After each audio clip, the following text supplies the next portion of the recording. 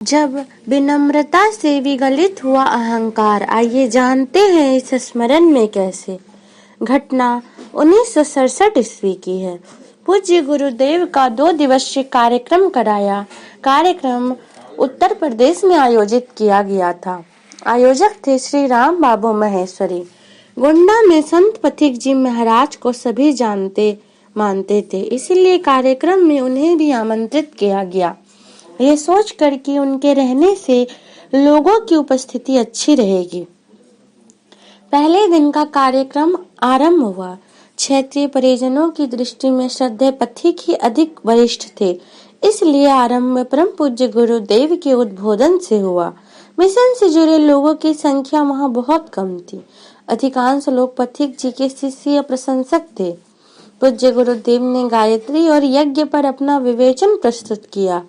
उन्होंने बताया, भारतीय संस्कृति की जननी गायत्री है और जनक यज्ञ है। उन्होंने विवेक, करुणा और भाव संवेदना को ऋषि परंपरा का आधार बताते हुए मानव मात्र के सर्वोत्तमुखी विकास के लिए इन मूल्यों को जीवन में स्थान दिए जाने की आवश्यकता पर बल दिया।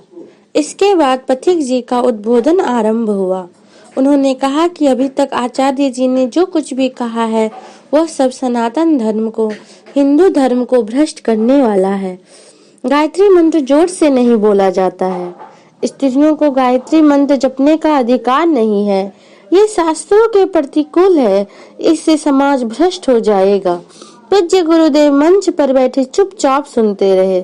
सभा समाप्त हुई और सभी लोग पथिक जी के विचार प्रभाव में बहते हुए अपने अपने घर की ओर चल पड़े। पूज्य गुरुदेव ने विदा होने से पहले पथिक जी से बातचीत के लिए समय निर्धारित किया। अगले दिन सुबह निर्धारित समय पर श्री राम बाबू महेश्वरी जी को साथ लेकर गुरुदेव पथिक जी से मिलने उनके निवास पर गए। पूज्य गुरुदेव के कहने पर महेश्वरी जी ने वेदों पुराणों के कुछ खंड अपने साथ रख लिए थे। पथिक जी ने पूज्य गुरुदेव से अपने आसन पर ही बैठने का आग्रह किया, पर गुरुदेव ने विनम्रता पूर्वक मना करते हुए कहा कि आप विरक्त हैं, मैं गृहस्थ हूँ, बराबर कैसे बैठ सकता हूँ। पूज्य गुरुदेव ने बातचीत शुरू करते हुए कहा, सनातन धर्म को भ्रष्ट करने का मेरा कोई इरादा नहीं है। हमारे पूर्वजों ऋषियों ने जो कुछ अपने शास्त्रों, वेदों, पुराणों में कहा है, मैं वही कह रहा हूँ। एक शब्द भी मैंने अलग से नहीं कहा है।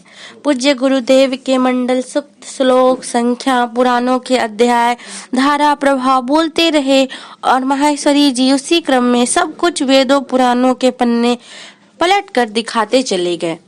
अंत में श्रद्धेय पथिक जी ने पश्चाताप भरे स्वर में कहा, अज्ञानता में मुझसे बड़ा भारी अपराध हुआ है। मैंने तो कल संतों से सुनी सुनाई बातें कही थी। मैंने शास्त्र पुराण पढ़े ही नहीं है। विद्वजनों के शास्त्र विवेचन से भी भरा मेरा वास्ता नहीं के बराबर है। आपकी बातों से मुझे इसका ज्ञान हुआ कि अब तक सामाजिक रूढ़ियों को ही मैं शास्त्र सम्मत मानता रहा। आपने अपनी बातों की पुष्टि में जिस प्रकार वेद की ऋचाओं को प्रस्तुत किया है, उसके आधार पर यह सिद्ध होता है कि आप तो वेद मूर्ति हैं। अगले दिन के प्रवचन में पहले दिन से काफी अधिक संख्या में लोग आए। उस दिन पथिक जी ने सभा आरंभ होते ही आगे बढ़कर माइक पकड़ लिया और कहने लगे, पहले मैं बोलूंगा।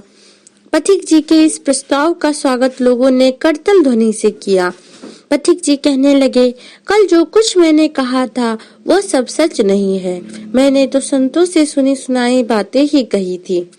आचार्य श्री ने जो भी कहा है वो सब अक्षर शास्त्र सम्मत है और सभी के लिए कल्याणकारी है। इस तरह बिना विवाद शास्त्रार्थ किए विनम्रता के अमोघ अस्त्र से पूज्य गुरुदेव ने पथिक जी का हृदय जीत लिया।